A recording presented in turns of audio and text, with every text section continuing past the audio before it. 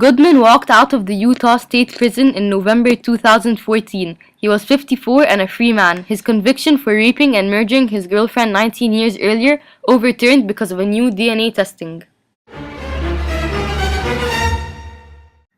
How could they send someone to jail, then find out they're innocent and take them back out of jail?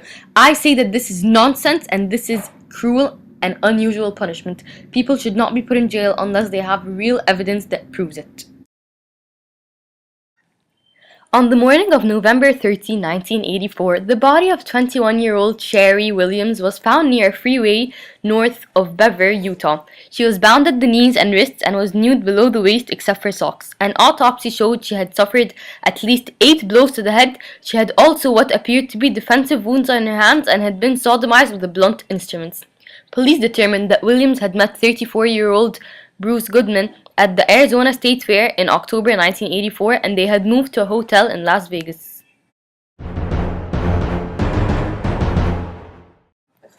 On November 19, Williams decided to end the relationship and to reunite with her ex-husband. That same day, Goodman asked to borrow a truck from his employer, saying he needed it to move personal belongings. Goodman was arrested on a traffic violation in December 1984 in San Antonio, Texas, and voluntarily returned to Utah for questioning.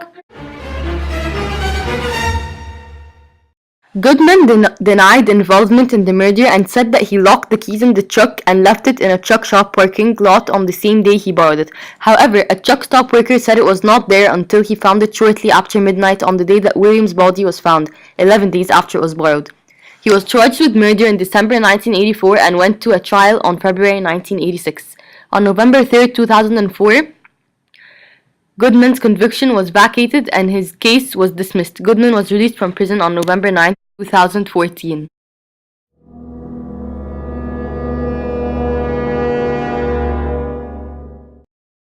Well, how did he get freed, people may ask. How could they prove his innocence? It was by a new type of DNA testing called STR. But before we get into the specific types of DNA testing, let's clarify what does DNA testing even mean. Because DNA is unique to an individual, we can use DNA fingerprinting to match genetic information with the person it came from. And who discovered all of this stuff? Well, Alex Jeffreys was working at the University of Leicester, and he's the one that basically found out how to tell things about a person by looking at their DNA fingerprint, and he was the one that discovered how to use a DNA fingerprint, and this was in the year 1984. Well, Goodman got freed using a specific type of DNA fingerprinting called STR, short tandem repeats. Short tandem repeats are found surrounding the chromosome centromere, the structural center of the chromosomes, and STRs have proven to have several benefits that make them especially suitable for human identification. But other than STR, there are many different types of DNA testing. Another type is RFLP, which cuts out genes which are likely to be differentiating factors using restriction enzymes. They're separated by size using gel electrophoresis, and the pattern formed will be particularly unique because there is more variability in the genes examined. And then there is PCR, which is polymerase chain reaction. It is a way to make many copies of a sequence of DNA. This is done in a lab using an enzyme called DNA polymerase. It is called chain reaction because the result of one cycle is used immediately for the next cycle. This allows exponential growth to happen. PCR has many uses in a biological or biochemical setting because DNA is unique for every living thing. Experimenters can often extract only small amounts of the DNA that are inserted in a form of a specimen. Last but not least, there is CODIS, which is a computer software program that operates local, state, and national databases of DNA profiles from convicted offenders, unsolved crime scene evidence, and missing persons. Every state in the nation has a statutory provision for the establishment of a DNA database that allows for the collection of DNA profiles from offenders convicted of particular crimes.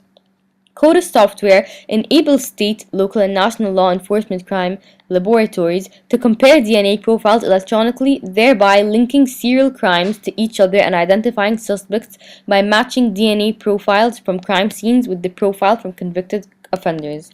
The success of CODIS is demonstrated by the thousands of matches that have linked serial cases to other and cases that have been solved by matching crime scene evidence to known convicted offenders.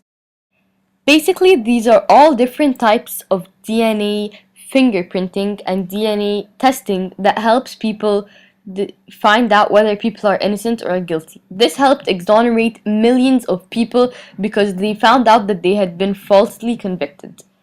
For this specific case, Goodman was freed using STR, but there are many different types of testing that helps people figure out whether a person is innocent or not.